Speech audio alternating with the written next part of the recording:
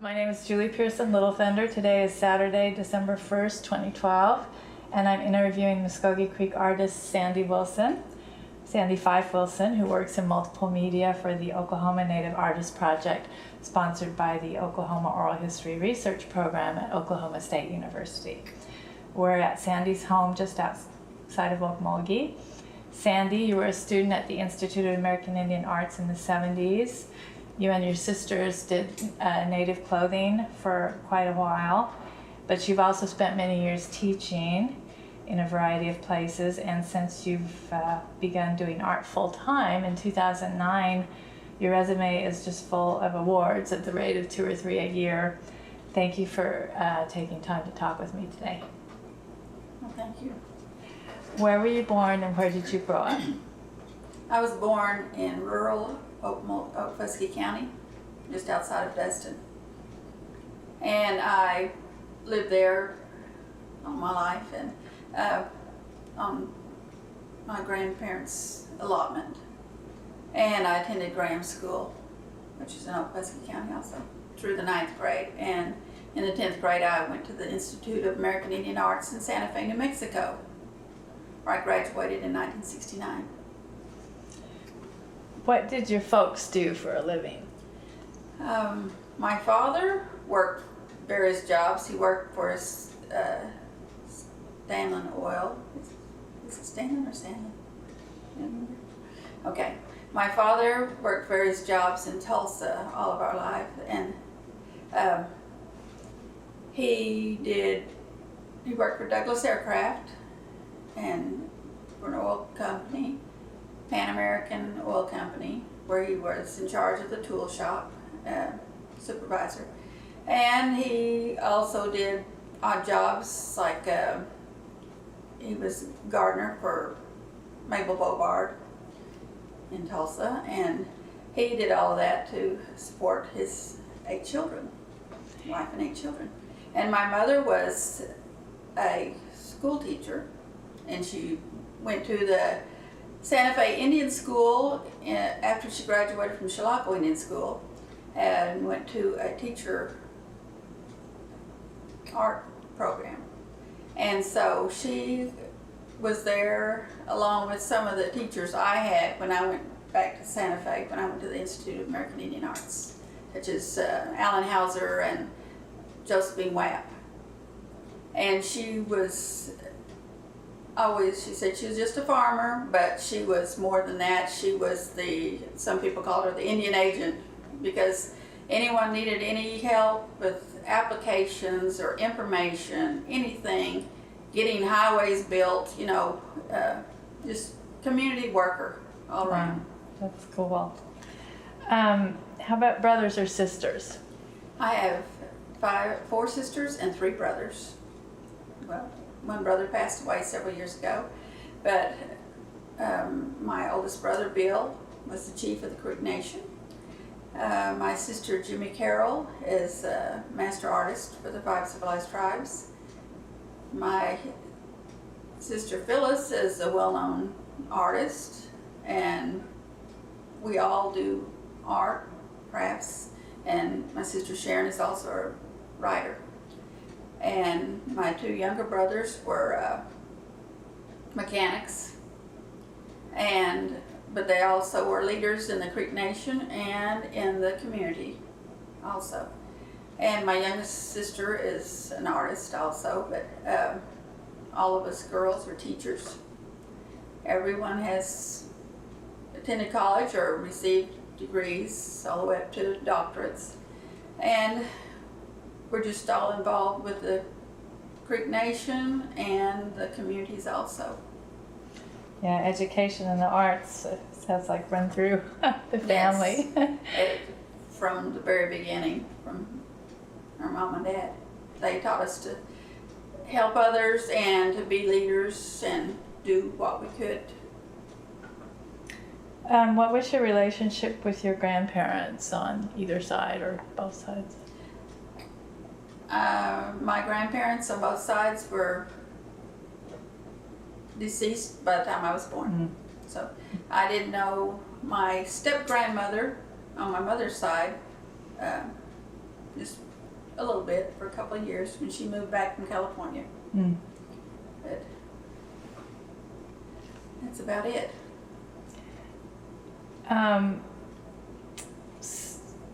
So talk about your first memory of seeing a piece of native art.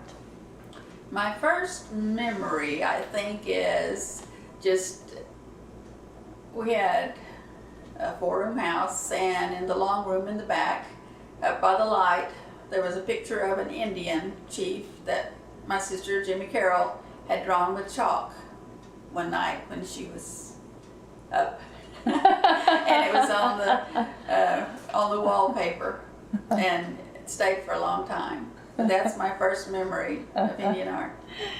What is your first memory of making art?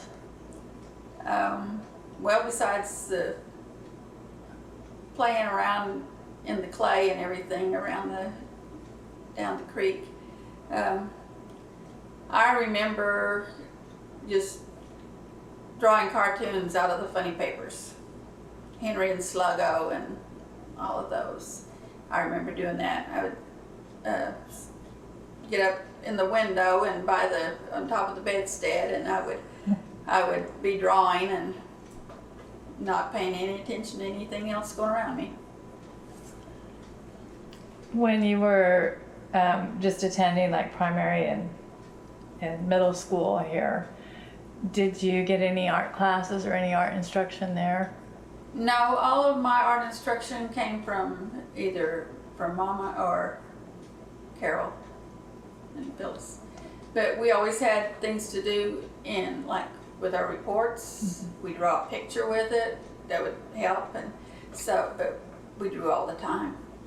So your mom would actually sort of give a little coaching? Yes, she had, she was a good artist, and she'd gone to school for that, and she coached us and would teach us how to do different things. I remember she taught me how to, we went down to the Black Land and got some clay, and we put it in a pot and soaked it, and then we'd strain it and soak it and strain it and get it all ready to make pottery.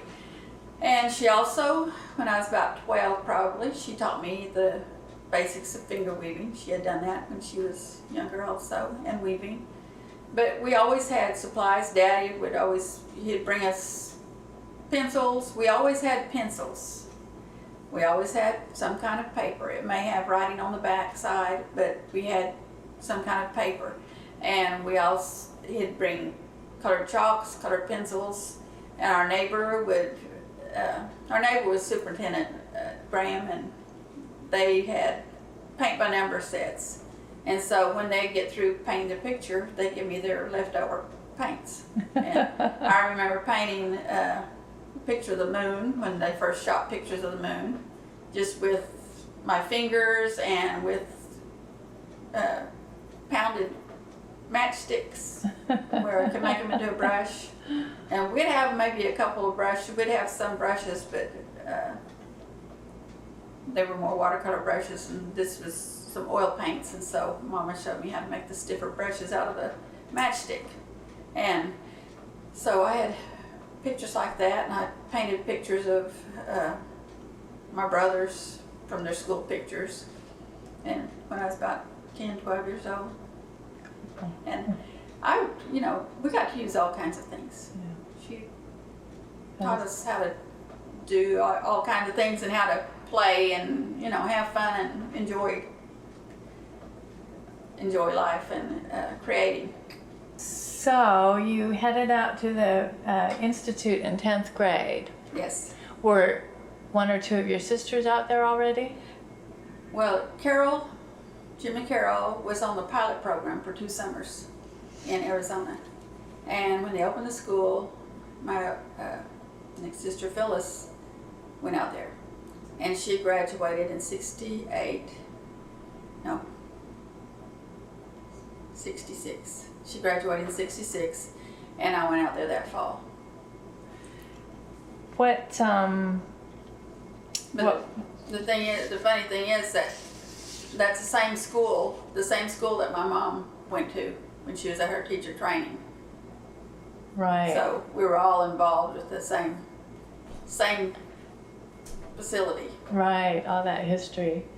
So what was it like for you coming in really with sort of an excellent background in a lot of media already, but to be at an art school where they were just focusing on art? Well, I knew some basic things, and we had done a little bit of, things around home.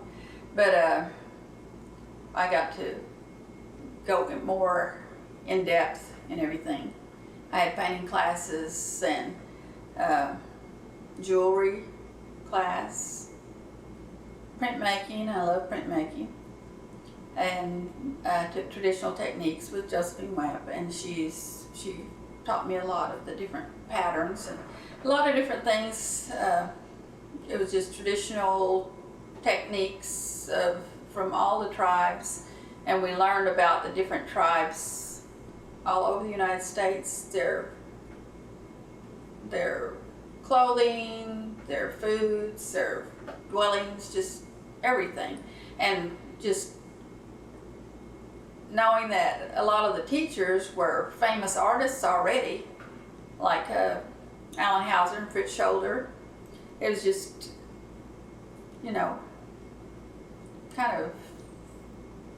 it was uplifting. Just made you feel good. To know that you were right there with them, Louis Ballard. Who was one of your favorite teachers? One of my favorites was Seymour Tubus. He was in printmaking, and we just got to experiment with a lot of different techniques in printmaking, and it's just something I always like to do, just different media. And also Josephine Webb, and I still am in contact with her. That's wonderful. And she's 100 years old now, or maybe 101 by now. But Alan Hauser was one. He took me on a trip to Wichita with him, and we demonstrated artwork, and I did finger weaving there when I was like a senior in high school. But they were all pretty special. Who were some of the classmates you had that we might know? Let me see. Joy Harjo, she was my roommate once. Francis Tafoya, he's from Espanola, Santa Clara artist.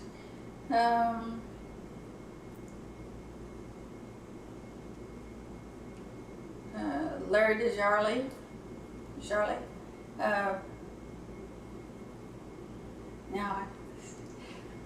Peter Jones, his little sister was in my class. There are so many. Yeah. Bill Souza, Earl Biss, Earl Eater, Kevin and Connie Red Star. There are so many, and I'm sure I'm leaving some out. Ray Coho, and some were there when my sister was there, but they had come back, and like T.C. Cannon, and so I got to know some of them. But they were. I was trying to think. Oh, I know. One of my favorite ones was Dan Naminha. I've got one of his prints from the art market in there. But he was in my class, and I saw him last time we were out there. And it's so good to see that he's been so successful, and his sons are too.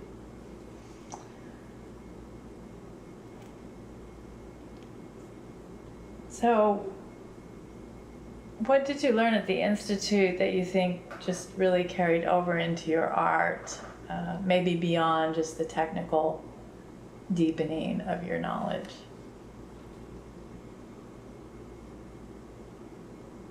Could you say that again? What did you come away with from the Institute that really informed your art and maybe even your teaching beyond that technical knowledge, the deepening of that? Well,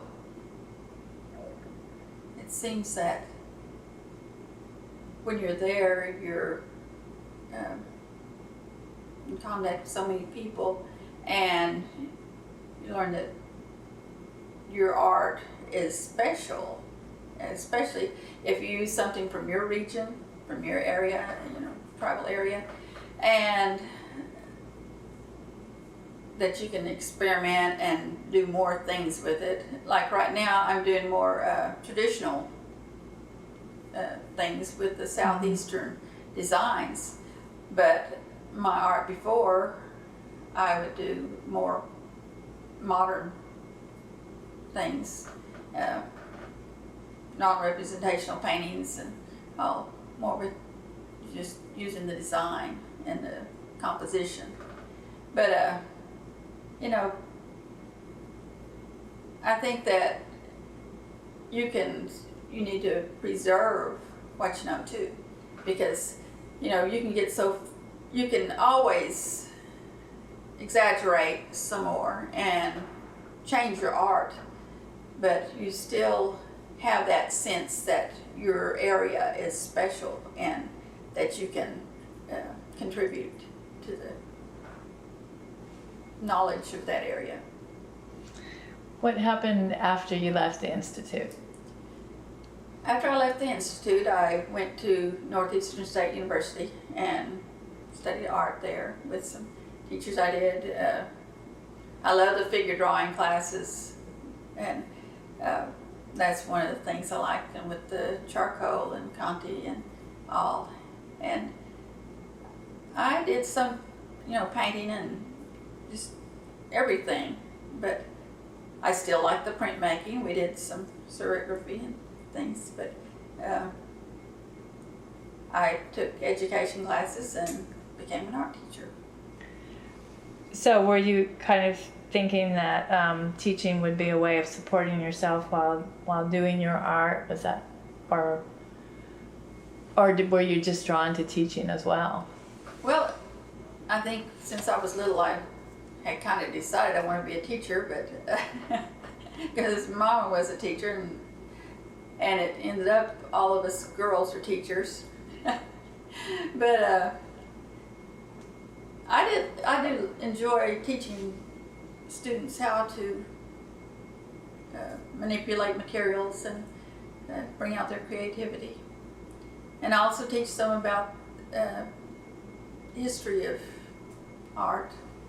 But I have had students from all different areas. I taught in Dewey when I got out of school for 2 years, and then I went back to, Mrs. Wack was retiring, I went back to the Institute and taught for 2 years. And then we had kind of decided to stay out there, but 2 jobs came open. In Oklahoma at Chilocco, and it just happened to be math, which my husband teaches, and art. And we just talked it over and decided we'd take those jobs. And the students, I had students from mostly Oklahoma, but there were some from other states and different tribes, and it was interesting teaching them. And they were good in the classrooms. They loved doing art. I think it's just, they say Indians have a natural talent for art, and it seems like a lot of them did. Which was your favorite teaching spot, do you think, up before you got your master's degree? Well, I got my master's degree when I was at Chilocco. Oh, okay. Well, maybe tell us a little bit about that. So you were... I went during the summers, okay. Went to school during the summers, and got my master's degree the summer that the school closed in 1980. Mm. But I liked all of them, really. They were all different. Mm-hmm. But I also enjoyed going back to the Institute and teaching there, because I love weaving. Weaving is one of the things that I love. And we had nice looms. And that's what you yes. taught specifically? Yes. And sewing, we just did a lot of that. And I took home economics in college also. Mm. And so I did some sewing there. And it was good. When did you, as sisters, start into the native clothing business? I think it was about in 1978, maybe. Phyllis had already been designing clothing with Native American themed designs, and she kind of decided to go into business. People kept telling her, like, kept buying her things, and so she decided to go into business, and we all got together and joined forces. And so Sharon would run the shop during the week, and on the weekends we'd take turns running Because the you guys shop. were teaching and Yeah. But we had fashion shows all over, from Washington D.C. and Colorado, and I'm not sure where all they went. I know in Arkansas and just Florida, different places. so that was a good introduction to the business aspect of art, which is sometimes the hardest for artists to deal with. Yes, we had people who would come from all over to our little shop in Henrietta. It's called the Fife Collection, and we had our logo. I think that we were the ones that started the tags on the outside of the clothing. Wow. Okay, because we always had a signature on the bottom of, on whatever it was we made. The five, whoever designed it would sign it, stitching, and also a lot of times we put our Fife Collection tag, which was beautiful, and it has this logo of raccoons. That's our clan, and so on some of the things it would be on the outside, like on the outside of the pants, like Levi's, and it was pretty neat. Yeah, and I think there weren't a lot of people doing native design clothing in Oklahoma at that time. No, Georgianne Robinson was in Fisk, I think, and Alita Smith and Dustin. Well, she did Seminole patchwork, and she's the one that helped Phyllis learn a lot of the patterns, and she did a lot of Seminole patchwork. Why did you decide to sort of get out of the clothing business? We were all working and trying to run the business at the same time, and we also all had small children, and we put our families before our work there. Mm-hmm. But we still continue to, we'll do special things for people. So I think your longest teaching time was at Morris. Oh, yes. What were some of the rewards or challenges of teaching there? Well, I started teaching at Morris in 1980, and I retired in 2009, so that's quite a while.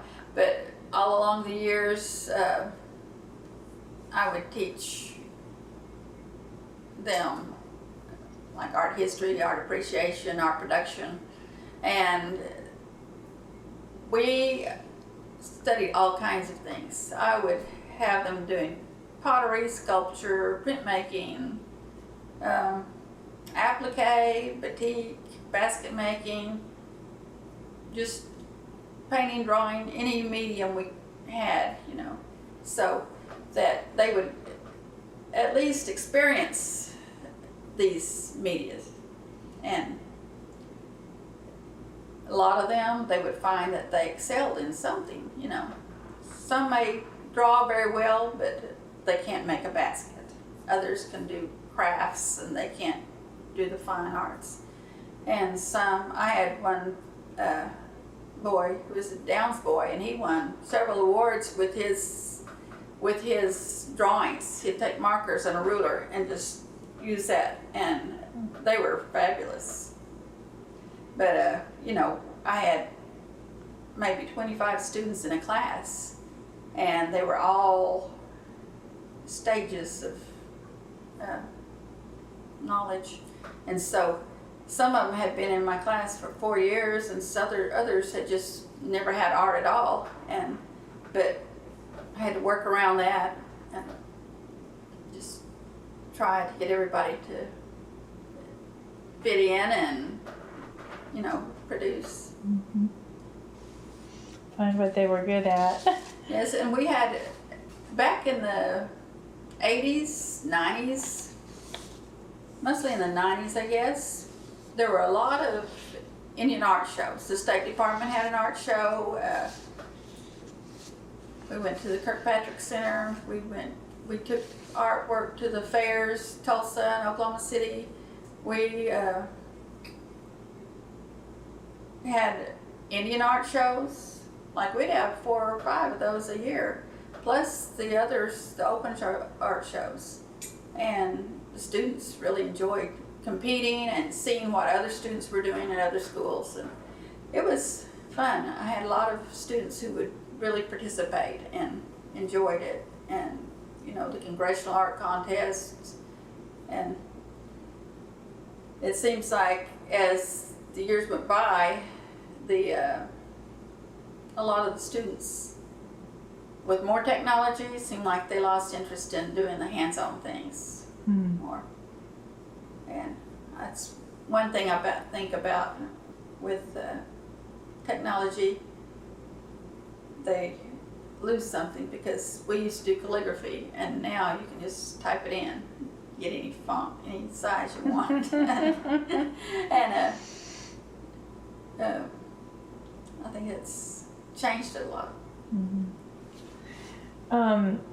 So in terms of your artwork, were you continuing to do a bit? Had you entered the gallery scene at all before you started teaching so much? No, I have never really had anything in galleries. I've entered some art shows and won a few awards, but I've done painting, and some of my paintings are more realistic than what they used to be.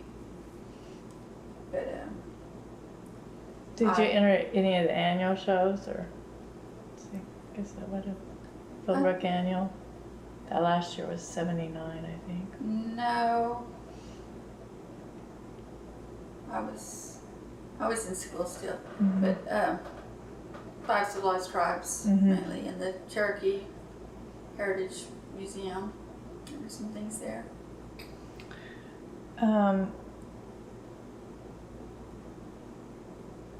So let's start with now since 2009 you've been you retired and you were able to do art full time. So what kind of an adjustment was that? Well, it was an adjustment because I had been at school from 8 till about 6 o'clock every night, and I never had time to finish anything.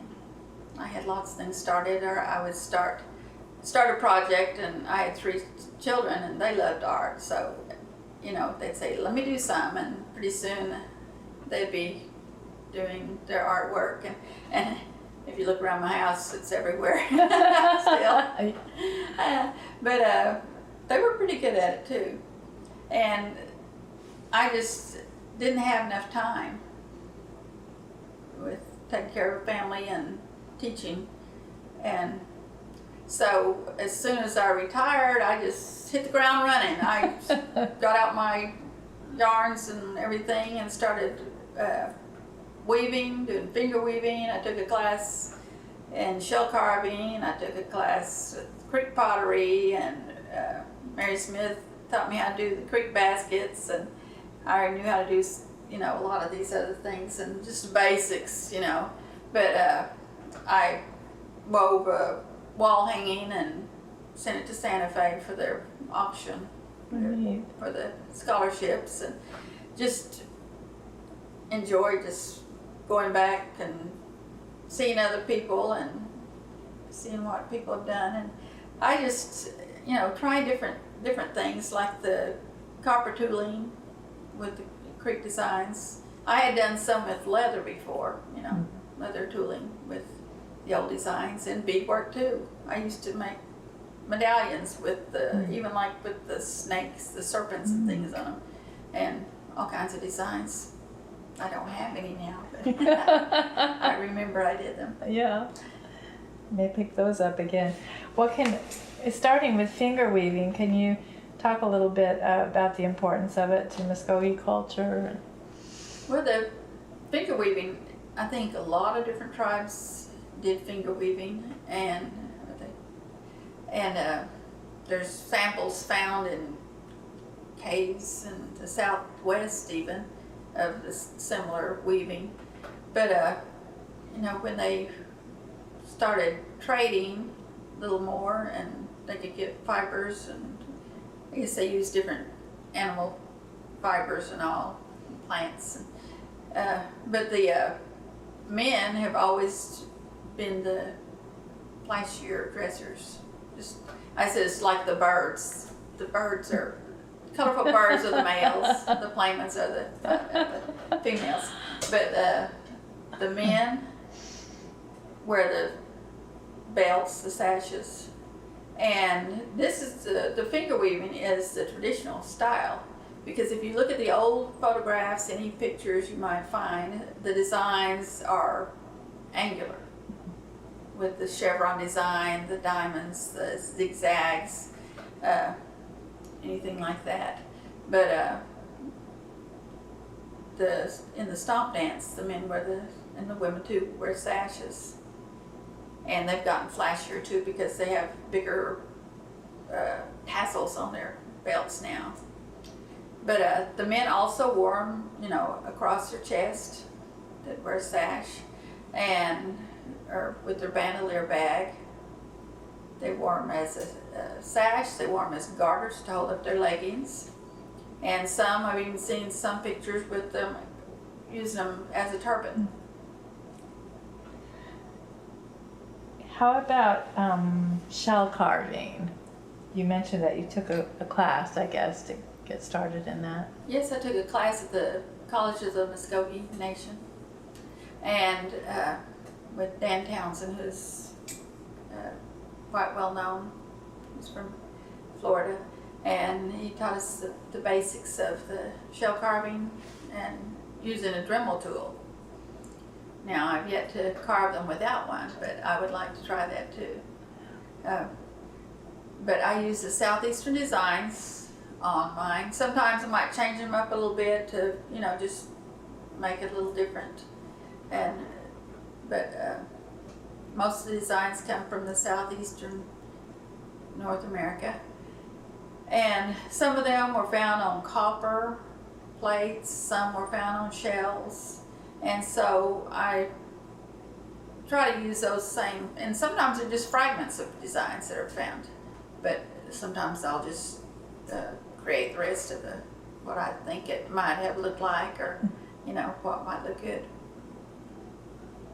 One of the, seems like with some of the traditional arts, you know, just getting materials is very time consuming. And I was wondering, with your basketry, do you gather your own materials?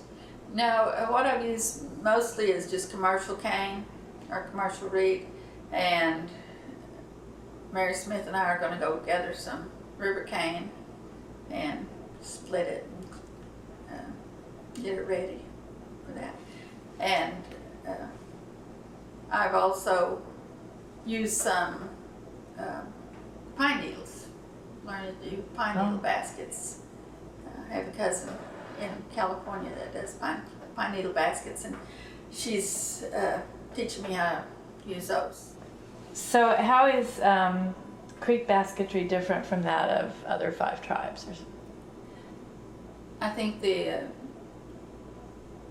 Creeks use cane, river cane, and the Cherokees, I think, use a lot of, well, also the Creeks use honeysuckle and buckbrush.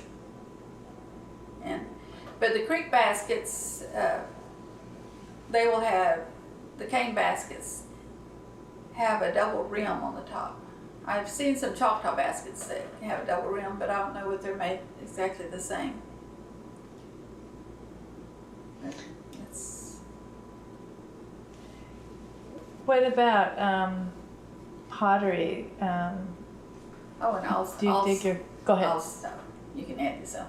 Also, some of the creek baskets have holes in the bottom for sifting, sifting materials. Great. How about pottery? Do you? What are some of the differences between creek pots and other southeastern? I'm not sure, actually. The creek pots, though, one thing about some of the creek pots is that on them they might have little knobs or little nodules, and those are kind of used to keep the heat distributed evenly, or so that the you don't get, maybe if you're handling it, it doesn't have as much heat on the bowl. And they had certain pots, taller pots for soft keep pots, and they used a lot of the clay for pipes, different kinds of pipes. I know we've found some different pipes up in our pasture where one of the older houses had been. But and they'd have the stripes, the parallel stripes and going in different directions. And also with the pottery, they use like paddles to put their designs in, and also like corn cobs, different things. And to make the black color, the darker coating, they would smoke them in like oak leaves, smother them in leaves, and kind of smoke them to get that darker tint to the clay. Well, now, do you dig your clay for your pots, or? No, the clay that I had used was, some of it came from Georgia, but I have dug clay, and so you can get clay around here, but the creeks came from Georgia, and so I went ahead and used that clay for some of my pots. Have you made a couple of trips to the homelands? I've been out there one time. What was that like? It was nice. It was, the trees are a lot taller and dirt's redder.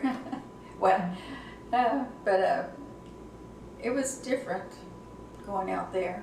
We went to Hickory Ground. Did you go with your sisters too, or just others? I went with my sister Phyllis and my daughter Laura. And it seems like the rivers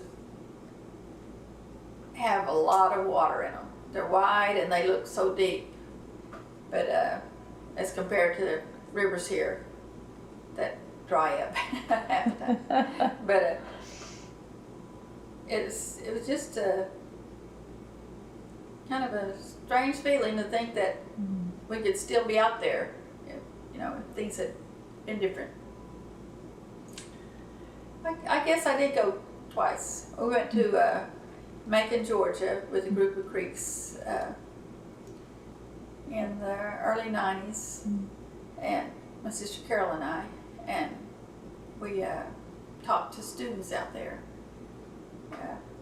at several schools. We went to schools and talked about the creeks and what they're doing now, and where they came from, everything.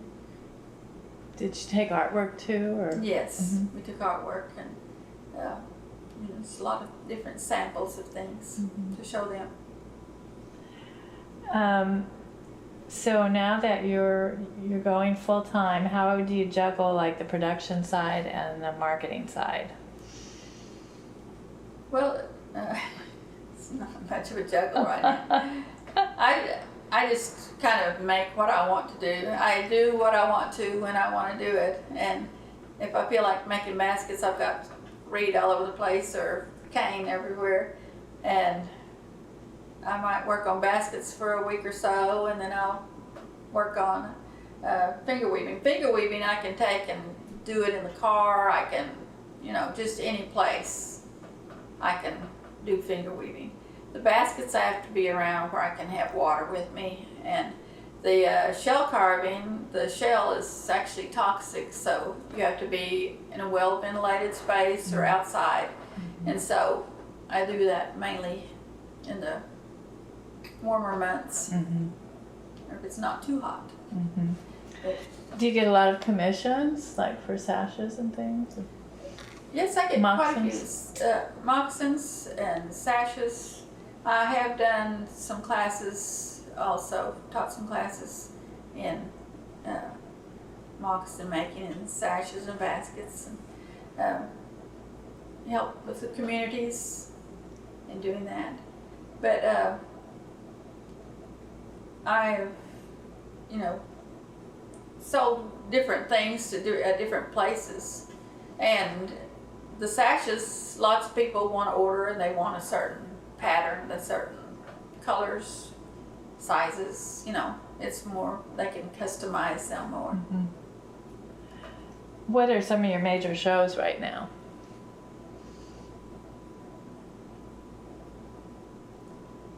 That I have been doing. Yeah. Or maybe you've been focusing on producing more than shows. I have been demonstrating in a lot of different places. Now let me think. Let's see what- At the Red Fork Film Festival, that was one. The what? Red Fork. Okay, yeah. Okay, I have done demonstrations at the Red Fork Film Festival, at the Five Civilized Tribes Museum under the Oaks. Art Under the And Oaks. Yes, I've done baskets and finger weaving. I demonstrated finger weaving and shell carving at the Tulsa State Fair at the Creek Nation booth. And I've taught some classes to different organizations and different departments of the Creek Nation.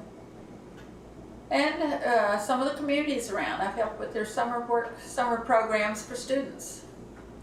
And taught some of the little kids finger weaving, and I have some small looms and let them work on looms. And I've also helped with some of the churches and just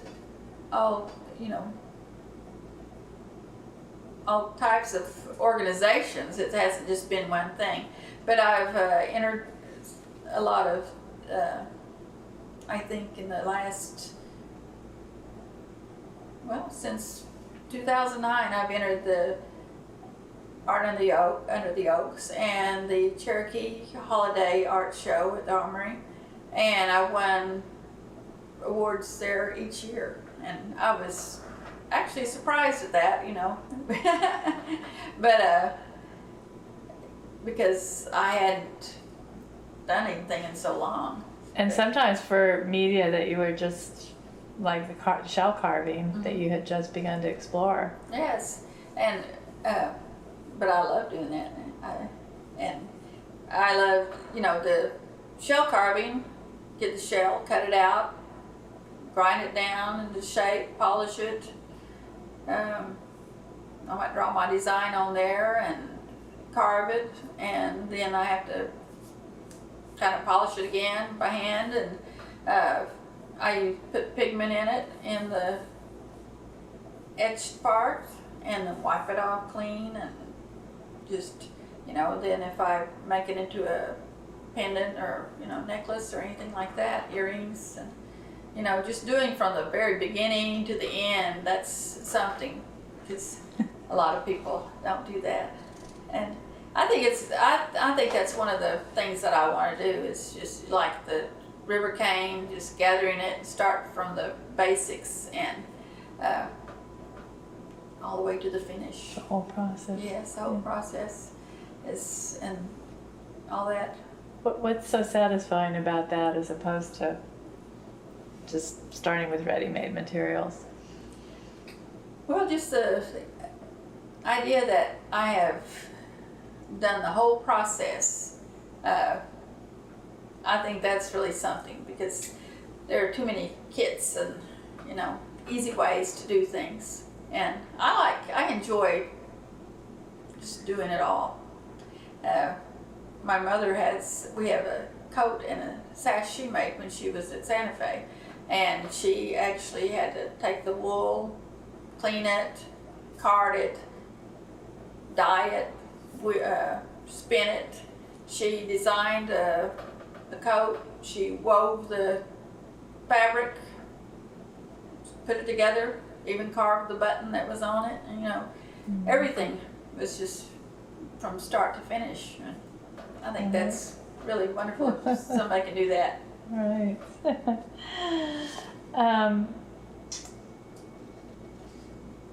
Well, let's talk a little bit, I guess, about your moccasins, and then we'll talk about some of your techniques and research and things like that. How often do you do moccasins, or it just depends? I do moccasins whenever, if there's a need for them. Because leather, like deerskin, is so expensive now, I can't just buy it and make moccasins. But I usually just do them for like baby moccasins or family, or my daughter has a couple pair. But I thought they are so, to me, they seem simple because it's just one piece of leather. You just have to figure out how to measure the foot and sew it up. But they are really comfortable. And on the flaps, they have the big flaps, and you can decorate those with beads of ribbon, or even patchwork, different things. Do you pick up your painting? How much of your time do you pick up painting or drawing? I thought I would paint a lot after I retired, but actually I have not painted anything since, except a sign, a couple of signs. But I have not had a chance to do any painting. I have done some drawings just in the last several months, actually. But for a particular project, or? Yes, for an Oklahoma history project with Catherine Sheridan. She's coordinating. She has a program to teach each county some of their history, and I'm doing some sketches for her. Oh, that would be wonderful.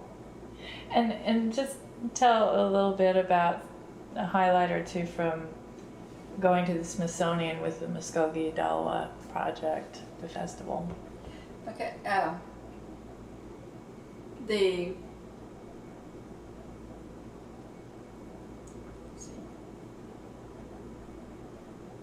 think that the Muskogee project at the Smithsonian was wonderful, because they had exhibit outside. They had a full range of services that the Creek Nation provides. Were right there in the rotunda, or the round room, and I think there were like 7 or 8 artists there, and that's not very many. It's just no, it's not. Select number. I thought they were going to be. They were taking 40. I thought they were taking 40 artists, but they took Creek singers, elders, and stomp dance group from Duck Creek. And there were several pastors that I knew, and ladies from churches around that I knew, and the artists.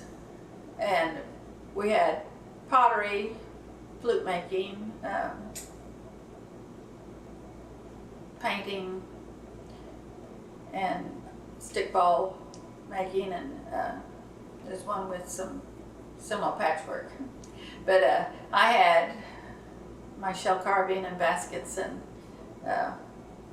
finger weaving, and it was very enjoyable. I met a lot of people, and I saw some people I hadn't seen since I was a teenager, and met a lot of people that knew my family, and just had a great time because I could sing with the creek singers when we sang the hymns, and listen to them. There was something going on all the time. There was not hardly any time that was just dead, because there was something happening all the time. And a lot of people from different countries, different states that came through, visited.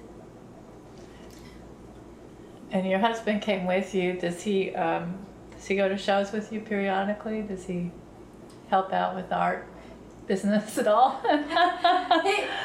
My husband helps out some. He'll every once in a while he'll say so and so wants something done, or but he goes to the shows with me, and he's real proud to hold my purse while I go get an award. But he has a background in industrial arts, which is like woodworking, and he has designed some things with, like, he has a little table in there that has a light, and the light shines through all four sides, which has a forked eye design in it. But he has done a lot of things like that, just different kinds of crafts, and a little bit of jewelry and different. But he knows what he likes. At the Cherokee Heritage Show, holiday show last year, we could only enter 2 entries. And before, I think that started out with 6, and then the next year 4 entries, and this last year only 2 entries. And so it's kind of hard to decide what I wanted to send, because I had several things I had thought about sending. So I had to ask my son, who does some art, and my husband, which ones they liked. And so I think I did the same thing at the Creek Council House Museum for the festival. And so I couldn't decide which ones, so I let them pick the ones they liked the best. It seems like a lot of the shows are doing that. They're cutting down on the amount of work you can. I guess there's more artists. More work for them, I think. Yeah. When I'd have an art contest every year at school. And since the first year I was there at Morrison, we'd have an art show, and we invited students from all the other schools around, and any students that wanted to enter. Right. And we would have everything on all the tables, all the walls filled, all down the hall, down the other way, and and we'd have K through 12.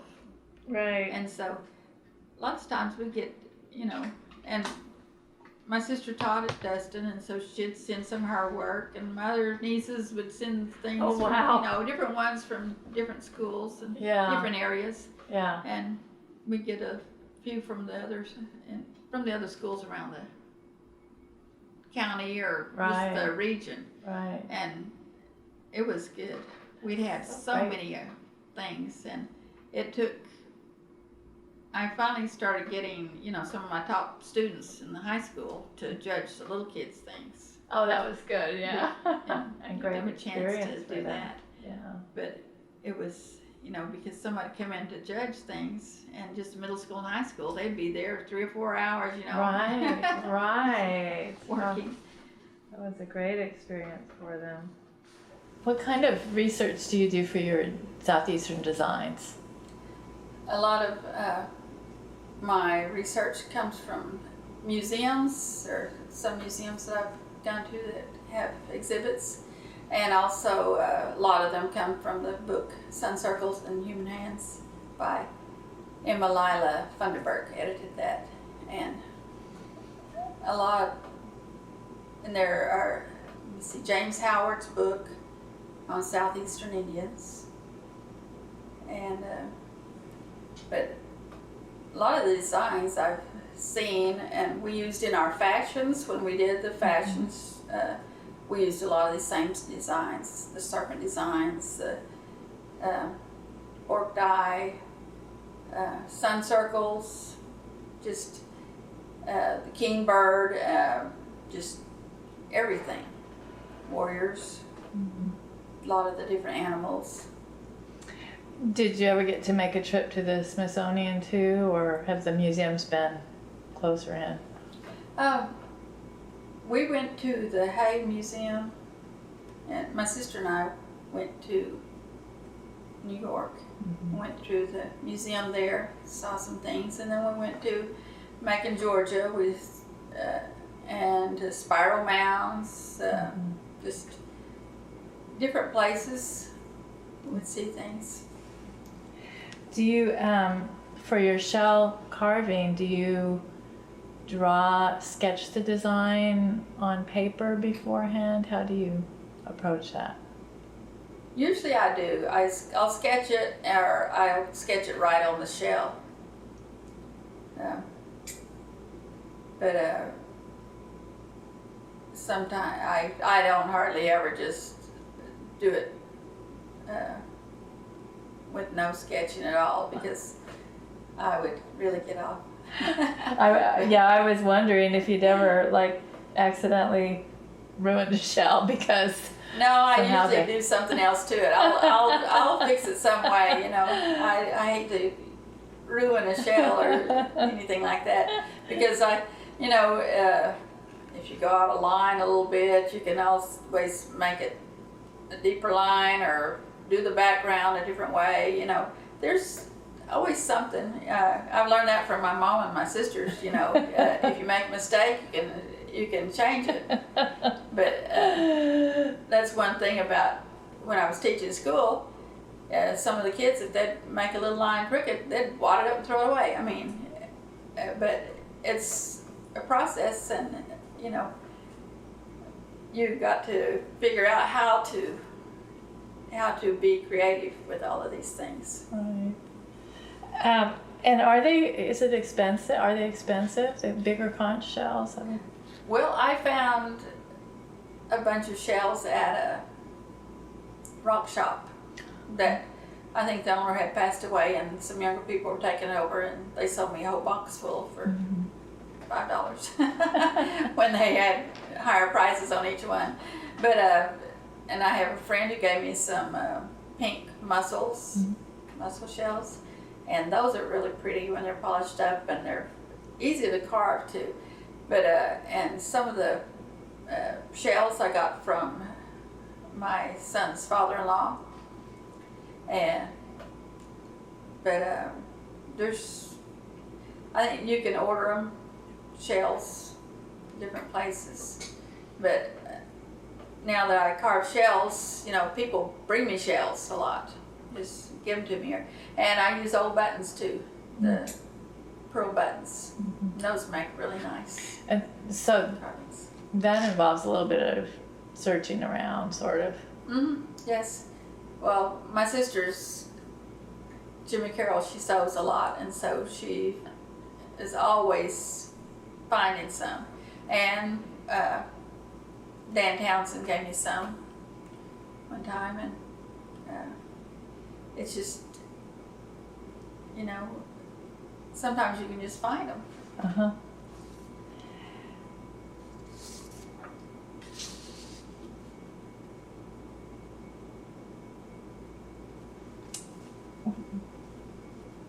Do you trade off between different media?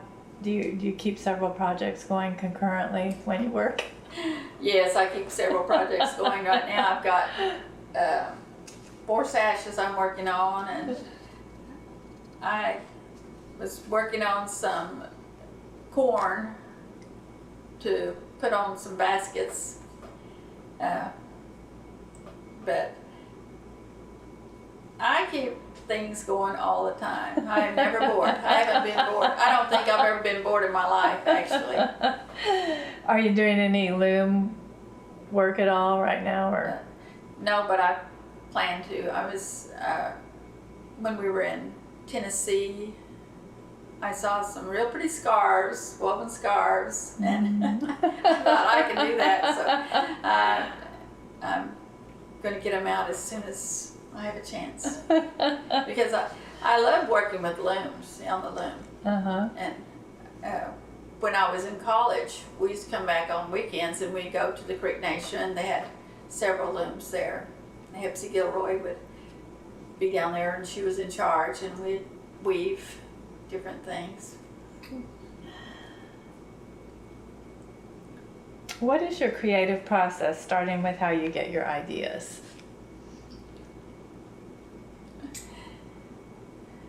I might get my ideas from, like if I'm weaving, just the colors, putting together colors for weaving, or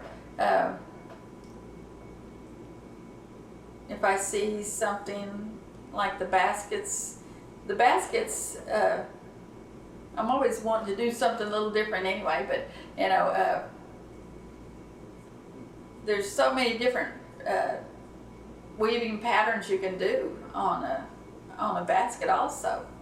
With that flat cane, it makes such a pretty tweed or herringbone, anything, you know, just a plain tabby weave, anything like that. But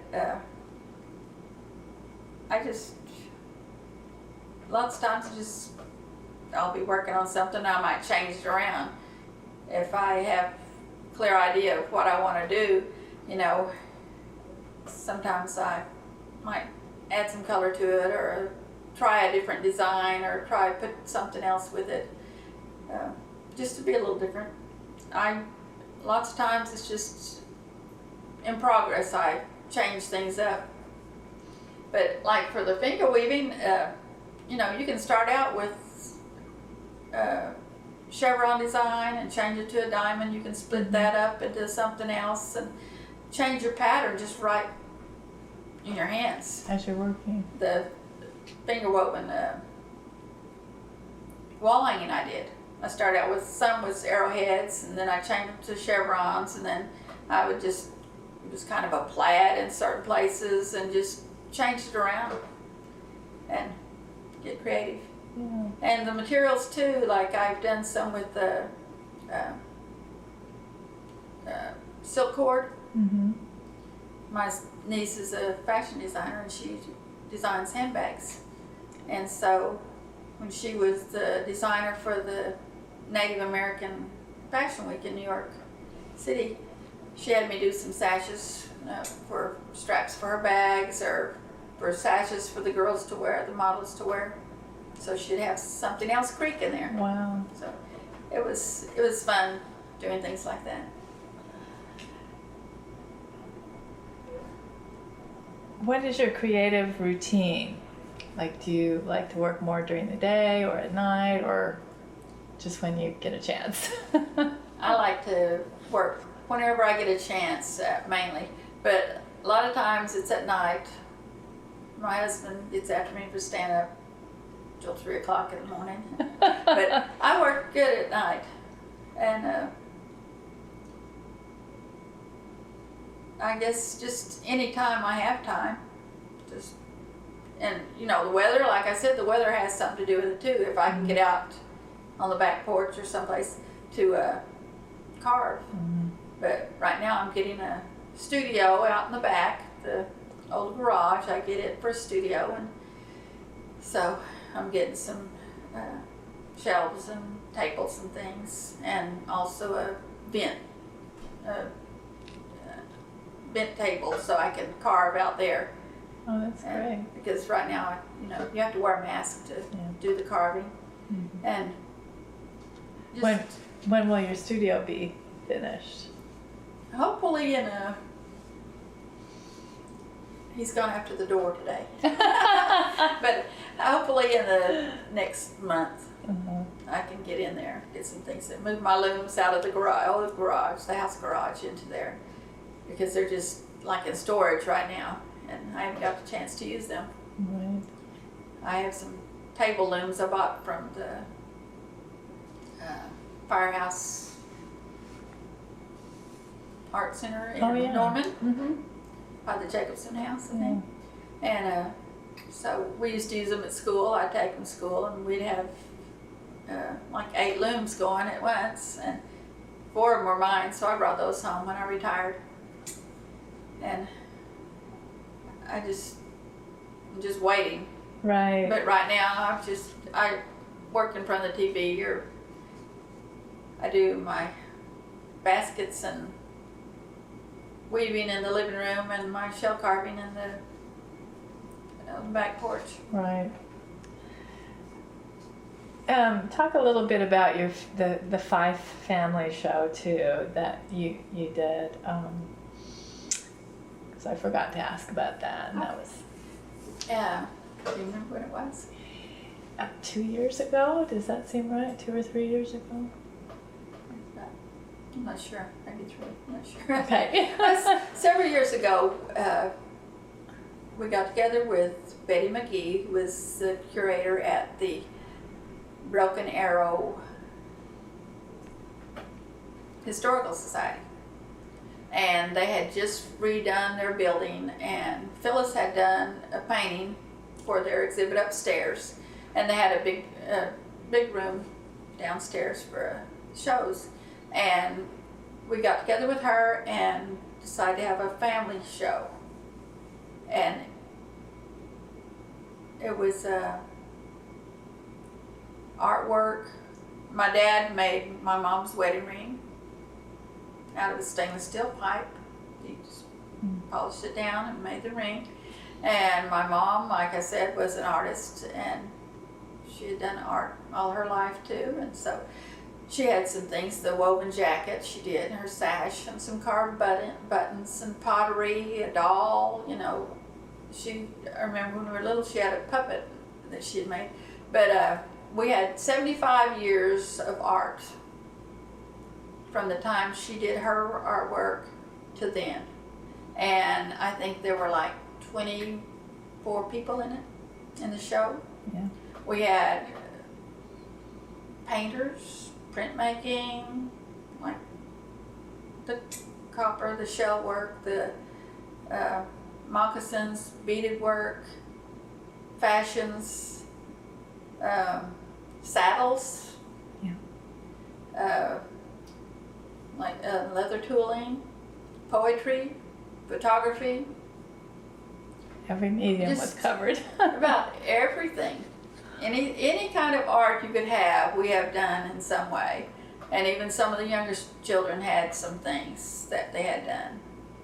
And here, I mean, they'd always come over in the summertime and want to do something, so we'd teach them to do things, weaving or beadwork, finger weaving, all kinds of things. But I think there were like 21 to 24 of us that had artwork in the show. It's really a wonderful show. Well, looking back on your career so far, what's been one of the high points?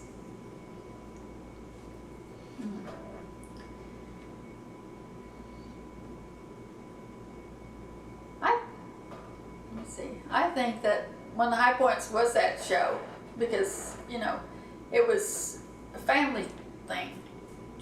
And that wasn't, it was just our parents, our generation, and our kids. And there was 3 generations, is all there was in it. But I don't know, there were so many high points, like the Fife collection, the fashion shows and all, and the first time I won an art award in a long time. I mean, that was a high point to me. I said I felt like I was really excited because I won something. But every time I win an award, I'm always surprised because. But that was at the Five Tribes Museum. Are you talking about the Yes. first time that? Yeah. Yeah. But yeah, I bet that was. I mean, if you could just, talk about that just a little bit more, because you had just sort of recently, you had just retired. Yeah. Well, when I had I entered the exhibit at the Five Civilized Tribes, Art Under the Oaks, you know, it was mostly crafts and three-dimensional art. And so, you know, I was entering the things because I want to see how I do, and I was really elated because I had won some awards, and it's just been good. And then going to the Smithsonian with the tribe and be asked to do that was great, because I just feel like I was representing the tribe and our family, and could show what I could do, and you know, share that with people, share some of the traditional crafts and art. Looking back on your career so far, what's been one of the low points?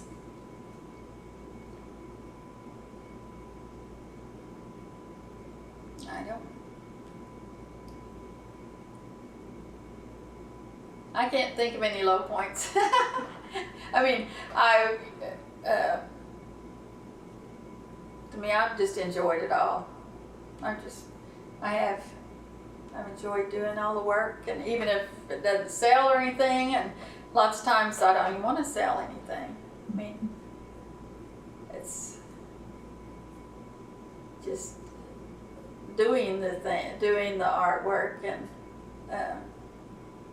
producing these things and sharing them. But a lot of times I might put a high price on something because I don't want to sell it.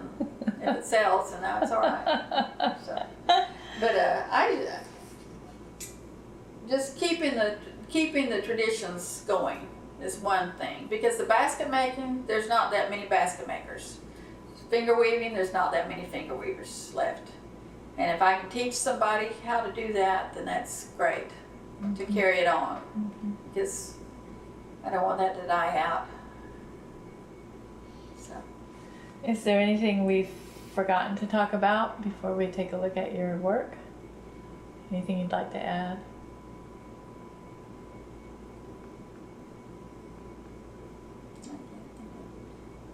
Well, one thing, I don't know. Like our family, we kind of collaborate together on a lot of things, and if we have, you know,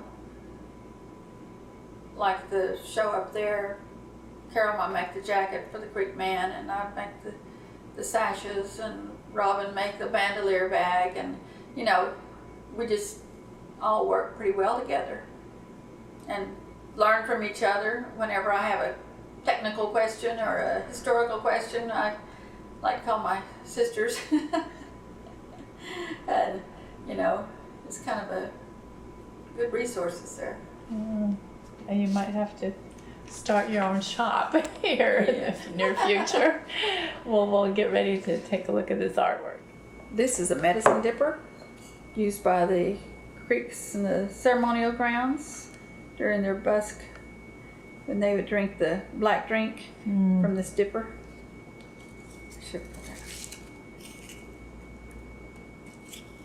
And it's cut out and smoothed out. And the design here, the picture is choosing sides. And you can see that they're wearing the sashes, the garters, just like they, you know, we use the finger woven sashes for. Yeah. So that these they say are the voices coming out. Oh, that's wonderful. There's a lot of carving in there. Yes, I carved this, and then I carved the background, put the background on there to make it a little different. And I also lightened parts of it so that it would be kind of like highlights. You can see in the face there where the cheeks and the nose and the chin are kind of highlighted, and the brow. But I use different textures on these for different areas, learning from my etching background. You know, I know that how to make different textures and different shades of the brown from, you know, the amount of texture you have on there. And the pigment that you used? The pigment I use is oil paints. And I use the colors, the natural colors that you see around. Sometimes I use the brown, sometimes I use the red. Okay, so this is an example of creek moccasins. These are yours, moccasins, I guess. Yes. Well, they're my daughter's moccasins. Okay. These creek moccasins, they're made out of one piece of leather. It's just one piece. And it's gathered, it has a puckered toe, and you sew them from the inside, and you just gather up a little bit from each side as you go along and gather it up so that it puckers there, and that will make it fit over your foot. But these are real comfortable. The Eastern tribes, a lot of the tribes use the big cuffs, wore the big cuffs on their moccasins, and they might be decorated different ways. These I decorated with a serpentine design on the side, and with ribbon. Nice. Okay, these are soft sole. They're just one piece, like I said, but the sole is soft, and that's because in the woodlands there's so much foliage, and the ground is moist that they didn't need the hard soles. This is a creek sifter basket. You can see the little spaces left on the inside and the bottom, so that they could take their corn or whatever and sift it to get, they might get small particles out, or even if you make the holes bigger, you could make the right size corn come through, and the larger corn wouldn't go through there. But this is woven. You start on the bottom with just a weave, flat tabby weave, and then as you come up, this one is I've gone across it with more like a herringbone weave, and you don't have to add any more spokes to it or anything. You just fold these up and weave, and then there's this top 3 or 4 rows kind of binds it together, and it's woven in a tabby weave again, just a plain weave. And then the top, it's the creeks have a double rim on the basket, and this is pretty difficult. You do one rim at a time, and there's a lot of folding and wrapping, but it's pretty difficult to do the top of these baskets, but they last a long time. Looking at some medallions, I guess, necklaces. You want to tell us about those? This first one is the kingbird, and you can see that it has the spots on it. And this one is on a melon shell, and I use the red oxide. Beautiful colors, yeah. And the handmade copper beads also. But this, if you look close, you can see that the darker areas are actually cross-hatched in it. Do I need? Yeah, that's fine to pick them up like that. That's great. Okay, this is a chunky player. I kind of messed it up. It's a chunky player, and you see he has that spool in his left hand there. And there's are little petals around there. Wow. But these are also old pre-Columbian designs from the southeastern United States. And this one is a black mother of pearl, and it is a double woodpecker. You see a lot of the creek designs and a lot of the southeastern designs used birds or animals, and they would be doubled like that. That's really You nice. see the little four directions of whirlwind there. But this one's like mother pearl. Yeah. And this is a Muskogee knot. You see it? Mm-hmm. Yeah. And it has little inset feather looking shapes inside there. Mm-hmm. Oh, that's nice too. This is a man's shoulder sash that I designed, I made. It has, one side it has the chevrons, the triple chevrons, and the other side is triple diamonds. And I just wove Get the diamonds here. and changed from one pattern to the other. Mm-hmm. And that's one of the things about finger weaving. You can change your pattern if you want to.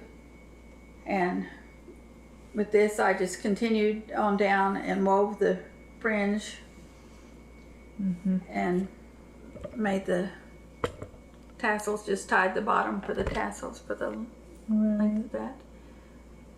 Really nice. And this is made out of wool.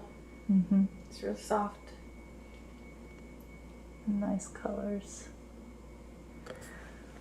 Well, thank you so much for your time today, Sandy. When we were up there, my niece was over there, and this guy came over. Oh, that's pretty. She said, "Yeah." And she stuck it over him and stuck it on his. Oh No. my goodness. She said, "That'd make a nice scarf for you." Oh, Yeah. good Lord. I said, "Yes, or you could wear it like the traditional sash." Like it's supposed to be worn. Yeah. They really ought to get me to. They really ought to get me to do the banners for the Creek Princess, huh? Yes. They should. Well, thanks a lot for your time today.